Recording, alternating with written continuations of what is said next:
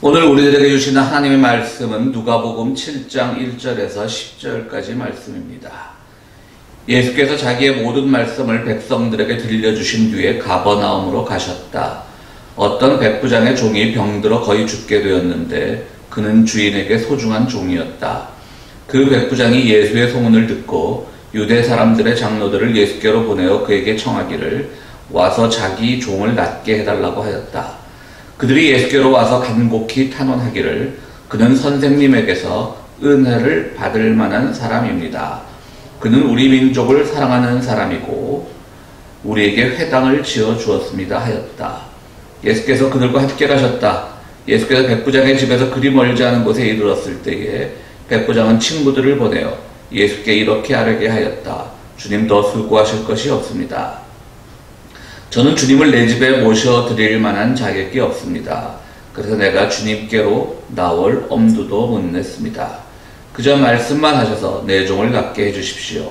나도 상관을 모시는 사람이고 내 밑에도 병사들이 있어서 내가 이 사람더러 가라고 하면 가고 저 사람더러 오라고 하면 옵니다. 또 내 종더러 이것을 하라고 하면 합니다. 예수께서 이 말을 들으시고 그를 놀랍게 여기시어 돌아서서 자기를 따라오는 무리에게 말씀하셨다. 내가 너에게 말한다. 나는 이스라엘 사람 가운데서 아직 이런 믿음을 본 일이 없다. 심부름을 왔던 사람들이 집에 돌아가 보니 종은 나아 있었다. 아멘. 예, 오늘 말씀은 백부장, 그러니까 그 당시 백부장이면 군인 수가 오늘날만큼 많지 않을 때이기 때문에 100명을 거느리고 있어도 오늘날로 치면 연대장급이 되는 사람입니다. 그리고 그는 이스라엘에 주둔하고 있지만 로마에서 파견된 사람이겠죠. 그러니까 상당한 권력을 가진 사람이라고 할 수가 있습니다.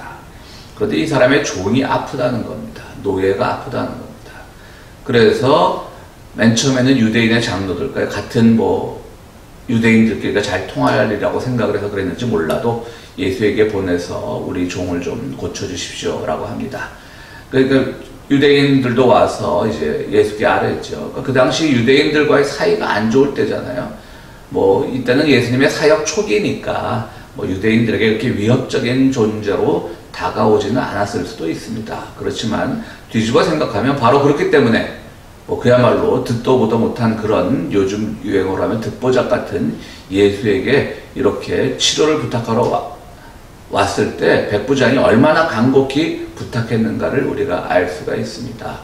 실제로 그 당시 유대 이스라엘에도 의사들이 많이 있었겠죠. 오늘 같은 현대의학을 가진 사람들은 아니지만 주술로 치료를 하거나 혹은 약재로 치료를 하거나 그러면 그 이스라엘 장로들이 이 백부장에게 우리 이스라엘에도 장로들이 많은데 그 사람은 의사도 아니고 지금 뜨내기 설교가에 불교한데 그 사람에게까지 부탁을 합니까? 이렇게 한 번쯤은 거절을 했을 수도 있죠. 그런데 그만큼 이 유대인 지도자들이 와서 예수께 부탁했을 때는 그만큼 백부장의 뜻이 완강했다는 것을 우리가 읽을 수 있는 대목입니다. 특히 와서 뭐라고 합니까?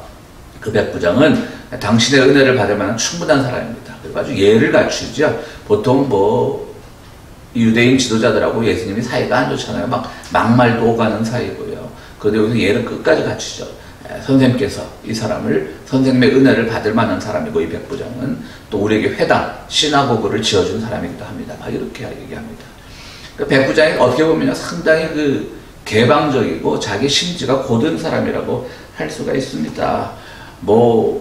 주변에 이런 여러 가지 만류에도 불구하고 또 로마 입장에서도 정보를 왜 모르겠어요. 그러니까 지금 막 사역을 시작한 좀 뜨내기 같은 예수지만 유대인들 지도자들이 눈여겨 주시하고 있고 그렇다면 우리 로마는 어떤 스탠스를 취해야 되는지 그런 정보들을 다 가지고 있겠죠. 그러니까 굉장히 어려운 선택을 한 거예요. 이 사람은 자기의 종을 위해서 예수에게 치료를 부탁했다고 하는 것은. 예수님도 참 특이한 경우니까 이를 고치러 갔죠. 오늘 이 비유는 오늘 우리가 누가복음을 읽었지만 조금씩 다릅니다. 마태복음에는 이 종이 아니라 아들로 나옵니다. 그러니까 이 사복음서 중에 마태복음이 가장 좀 보수적이거든요. 그 말은 뭐냐면 이 이스라엘 구약의 전통을 많이 이어받으려고 한 그런 흔적들이 있는 복음서가 바로 마태복음입니다. 그러니까 그의 입장에서는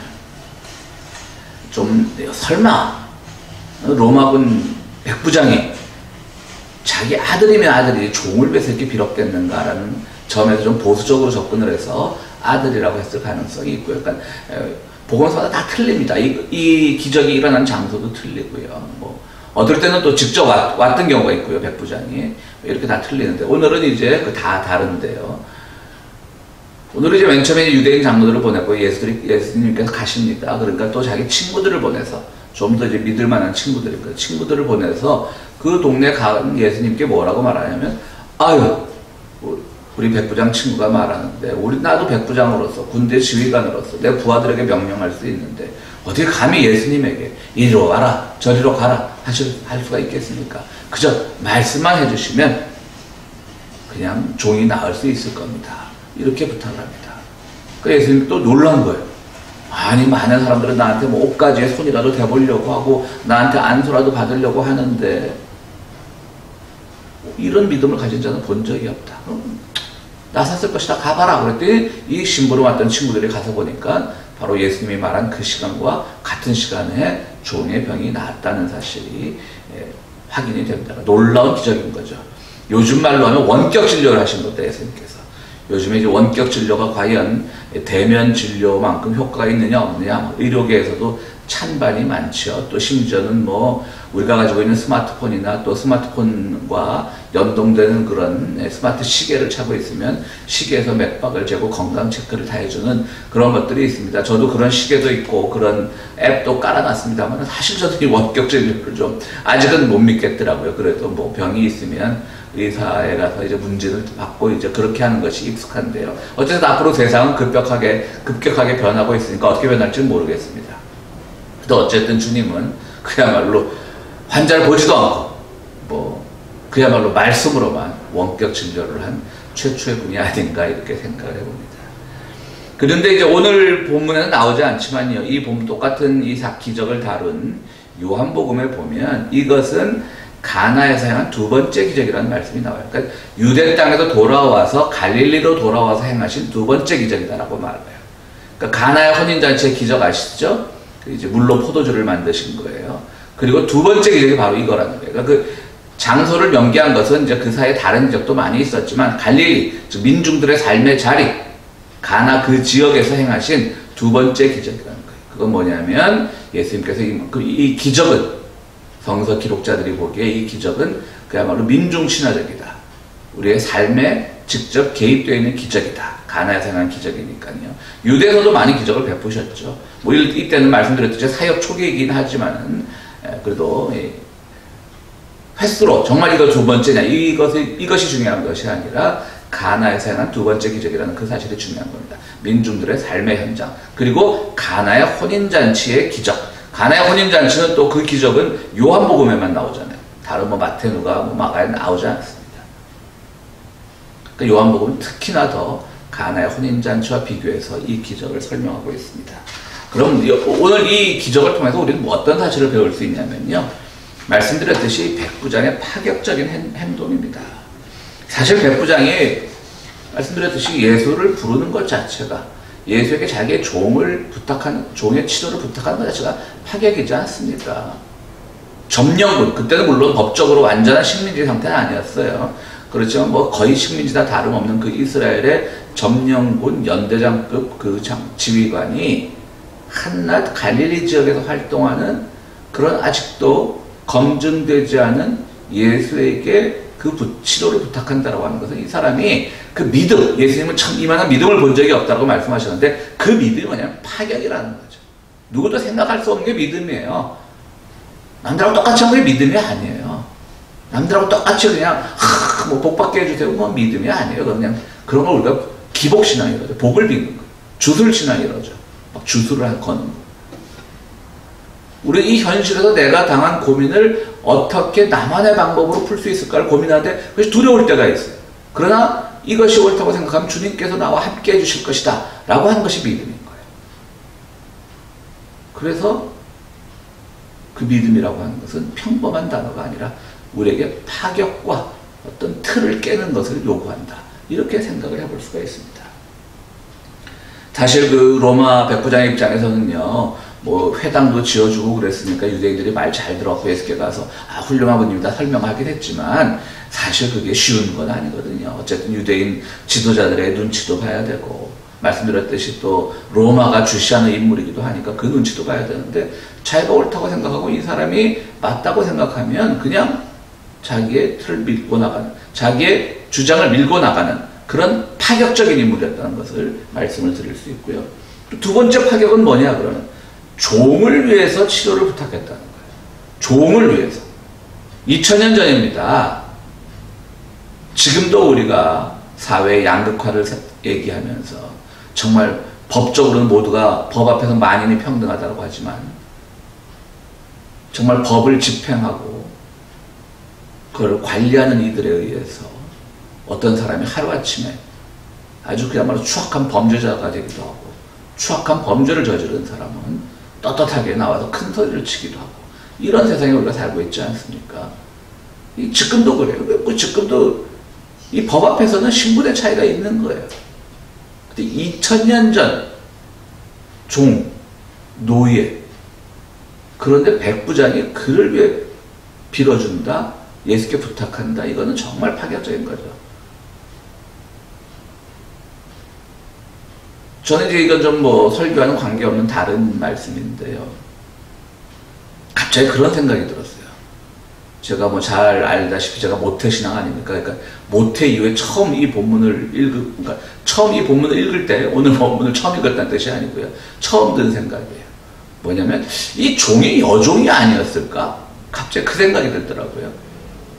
예수께서 집에 들어오려고 하니까 오지 마십시오. 그냥 말씀으로만 치료하시면 됩니다. 조금 은큼한 생각이 들기도 하는데요.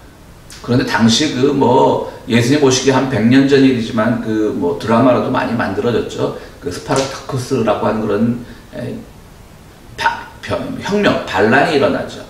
그 검투사로 주로 하던 그런 노예들이 맨날 뭐 죽어나가니까 자기 친구들끼리 싸움을 붙여서 결국 하나는 죽어야만 끝나니까 그걸 못 이기고 그러나 그들은 죄송합니다. 말이 좀 꼬였습니다. 그러나 그들은 동시에 또 힘들도 좋고 무술 실력도 있고 하니까 왜 우리가 귀족들한테 당해야 되지라고 3번에 걸쳐서 반란을 일으킨 적이 있죠. 그건 뭐 예수님 오시기 전 한 100여 년 전 일인데요.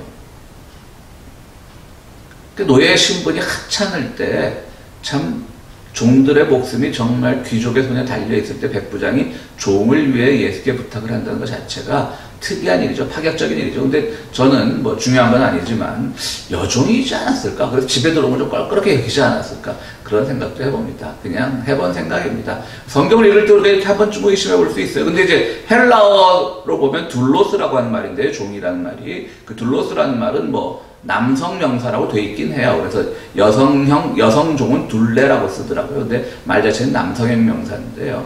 그런데 뭐 우리가 독일어에서도 알 수 있듯이 명사에 남성, 여성이 있지만 중성이 있지만 그것이 꼭 생물학적 혹은 우리의 인식적인 그런 남성, 여성과 일치하는 것은 아니지 않습니까? 대표적인 게 독일에서 태양, 존에는요, 여성 명사예요. 우리 같으면 뭐 이 남성 중심 사회에서는 꼭 태양은 남성 명사, 다른 여성 명사여야 될 것 같은데 오히려 태양이 여성 명사고 독일어에서는요.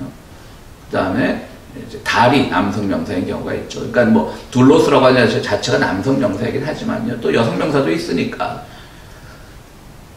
근데 뭐 성서 기록자는 또 뭐 그 집에 들어가서 받겠습니까? 백부장 집에 남성인지 여성인지 훗날 기록하니까 그저 종들은 다 남성이니까 뭐 그런 뭐 그렇게 썼을 수도 있고요. 또 사실은 뭐 이 사람이 이 백부장이 아람어 당시 예수님이 쓰셨던 말씀 언어죠. 아람어를 할 줄 알았는지 없었는지 모르지만 아람어 그 문법에 남성 여성이 갈라지는지 그건 제가 잘 모르겠습니다. 그것까지는 안 찾아봤는데 하여튼 이건 중요한 건 아닌데 왜 자꾸 중요하지 않냐 이렇게 길게 하냐면 우리가 성경을 읽을 때 여러 가지 한 번쯤은 왜 꼭 들이지 않았을까? 자꾸 우리가 성경을 읽을 때 너무 그냥 틀에 박힌 대로 그냥 이 백부장 믿음이 좋다. 그래서 예수님께 부탁을 했다. 그래서 예수님께서 이 사람의 믿음을 칭찬했다. 이것만 보면 성경은 늘 따분한 얘기가 되는 거예요. 한 번쯤 이렇게 좀 파격적으로 저도 파격적으로 한번 잘 아시겠지만 제가 좀 파격적으로 성서 해석을 잘 하지 않습니까? 뭐 잘한다 못한다 그게 아니라 많이 하지 않습니까? 그렇게 해서 생각을 해봤습니다. 아무래도 집에 좀 들이기가 껄끄러우지 않았을까. 어쨌든 믿음은 좋은 거죠. 당시 뭐 실제로 여성이라고 해도 여성 종이라고 해도 경우에 따라서는 뭐 성노리개나 다름없었을 터인데 그 수준을 넘어서서 정말 자기가 애정하고 좋아하는 그 종에 대해서 기도를 부탁했다는 것, 치유를 부탁하는 것 자체가 남성 여성을 떠나서 뭐 파격적인 건 틀림없고요. 어쨌든 또 성서의 그 문법으로만 따르자면 남성 종으로 되어 있는 건 사실입니다. 또 원격 진료를 했던 것이고요. 또 주님께서 이 사람의 믿음을 보시고 정말 이만한 사람을 본 적이 없다. 로마 사람을 향해서요. 이렇게 또 칭찬을 해주시고 이 모든 게 다 파격입니다. 그래서 가나에서 일어났던 그 첫 번째 기적은요, 혼인잔치에서 포도주가 떨어지고 예수께서 물로 포도주를 만드는 건요, 삶의 현장에서 부족함을 채워주시는 그 예수님의 모습을 말합니다. 그렇죠? 사실 예수님과 직접적인 관계는 없어요. 예수님이 그 결혼식장의 주례자도 아니고 주최자도 아니고 하객으로 참석했을 뿐인데, 그렇기 때문에 예수님의 어머니 마리아께서도 가만 계시오. 지금은 나설 때가 아니라고 그렇게 다 말씀하지 않습니까? 그렇죠. 예수님은 그 삶의 현장에서 부족함을 메워주는 그것을 가나의 혼인잔치의 첫 번째 기적을 통해서 보여주셨던 것이고요. 오늘 두 번째 기적이라고 말씀하시는 것은요, 바로 삶이 그렇게 일상성에만, 그저 내가 부족하면 채워지고 그저 이런 일상성에만 삶이 머물러 버리면, 안착해 버리면 더 이상 믿음의 발전, 믿음의 진보는 없다라는 걸 말씀해 주시기 위해서 오늘 두 번째 기적이라는 걸 강조를 하신 거예요. 그러니까 숫자로는 뭐 말씀드렸듯이 두 번째인지 세 번째인지 뭐 10번째인지 몰라요. 두 번째 기적이라는 것은 첫 번째 기적과 연결되면서도 동시에 전혀 다른 기적. 뭐냐면 첫 번째 기적은 삶의 일상성을 강조한 거라면 두 번째 기적은 삶의 파격성을 강조한 거예요. 너무 일상에만 안주하지 말자는 거죠. 가끔 도전하고 나가보고 전진해보고 틀을 깨보고 부수어보고 그러면서 일상과 이 파격이 조화가 될 때, 삶 속에서 조화가 될 때 그것이 오히려 우리의 믿음의 참 진보를 가져온다. 이렇게 우리가 생각을 해볼 수가 있습니다. 우리가 이렇게 오늘 사실은 오늘 이 설교는 미리 준비하고 있고 내일 야외 예배 현장에서도 이 설교가 나갈 텐데요. 야외 예배 나오는 자연에 대한 얘기를 하죠. 주변이 다 자연이니까. 자연을 생각해 봤습니다. 자연이라는 게 뭐냐면요, 늘 일상성과 파격이 공존하면서 조화를 이루는 거예요. 참 일상적으로 얼마나 좋습니까? 정말 때에 따라 비가 오고 때에 따라 햇빛이 나고, 근데 한편으로는 또 파괴가 될 때가 있어요. 지금 동부 쪽에서 무서운 홍수, 언론 표현에 따르면 뉴욕시에 나야가라 폭포가 쏟아지는 것 같았다고 하잖아요. 미국과 같이 이렇게 관계시설이 잘 돼 있는 나라, 상하도 시설도 그렇게 썩 잘 돼 있다고 할 수는 없지만요. 우리가 LA 살다 보면 어쨌든 그런 문명국에서 이렇게 홍수 한번 났다고 50명 이상이 사망을 하는 그런 걸 보면서 참 자연이 무서우면서도 파격이 있고 파괴가 있다. 거기서부터 배워야 되는 게 두 가지 공존의 사실이거든요. 그리고 또 자연이 놀라운 거는요, 늘 주는 자연인 것이죠. 이렇게 홍수, 태풍, 지진 이런 것들로 우리의 것을 빼앗아가지만 산불이 나서 또 그 울창한 밀림지대가 황폐화되지만 동시에 또 몇 해 지나면 거기서 파릇파릇 햇살이 나고 또 동물들이 돌아오고, 그런 것들 보면 자연은 참 이 일상과, 그러니까 평범함과 파격이 공존하면서 조화를 이루어 나가는구나. 우리가 바로 그런 자연으로부터 배워야 될 것은 일상과 파격의 공존이다. 이런 말씀을 드리고 싶어서 제가 오늘 이것을 본문으로 택한 것입니다. 자연이 자연에 의해서 재배치되고요. 또 언제 그랬냐는 듯이, 물론 자연이 파격을 보였을 때 희생되는 아픔도 있지만 언제 그랬냐는 듯이 또 자연은 늘 그렇게 돌아갑니다. 그런데 오늘날 우리가 한 가지 조심해야 될 것은 자연의 질서에 의해서 때로는 파격이 일어날 때 그것은 일상으로 돌아가지만 인간의 힘이, 교만해진 인간의 힘이 자연을 파괴하고 그 파격에, 자연의 자연스러운 파격의 질서에 개입할 때 그것은 재앙이 된다고 하는 것입니다. 그래서 정말 산소를 몇 프로라고 지구의 산소를 반 이상 배출한다 그러나요? 그 아마존의 그런 열대우림을 자본의 논리로 마구 파괴하고 또 수많은 에너지원들이 낭비됨으로써 탄소 배출량이 늘어나고 지구온난화가 지속되고 빙하가 녹아지고 그러면서 또 그 빙하와 그런 자연의 질서 속에서 살아가던 여러 가지 생태계들이 파괴되고 이런 것들이 인간이 자연에 대해서 파격을 막 만들어내는 거예요. 그 파격이요, 자연에 의해서 파격이 된다면 원위치가 될 수 있지만 인간이 개입해서 파격되면 그 파격으로 인한 재해는 고스란히 우리와 우리 후손의 몫입니다. 지금 지구온난화가 얼마나 위험합니까? 그러면 지금 탄소 제로를 외치고 있지 않습니까? 어떤 사람은 이 와중에 탄소 중심으로 가자고 모자를 쓰고 다니는 사람도 있던데요. 그래, 탄소 중립으로 가고 탄소 제로로 가는 그런 세상을 만들어야 되는 거예요. 그럼에도 불구하고 우리는 또 파격에 의해서 피해를 볼 수가 있죠. 자연이 그렇게 만만한 상대가 아닙니다. 그러나 그 속에서 여전히 우리는 자연은 우리에게 늘 그 자리에 있음을 가르쳐주고 동시에 파격 속에서 일상에서 파격을 경험할 수 있도록 우리에게 지혜를 주시는 것이죠. 오늘 예수님과 이 백부장의 대화에서 나타난 사건은 바로 그겁니다. 우리가 일상을 즐거워하고 일상에서 채워주심에 감사하되 너무나 거기에만 매몰되지 말고 때로는 그 일상성을 치고 나가는, 그래서 그 일상성을 벗어나는 그런 과감한 믿음의 결단이 있을 때 우리는 더욱더 주님께서 이만한 믿음을 본 적이 없다. 요즘같이 다 일상에서 채워지는 걸 다 그것만 최고라고 생각하고 내 안전만 지속되면 최고라고 생각하는데 이런 믿음을 본 적이 없다. 평화의 교회만 있구나.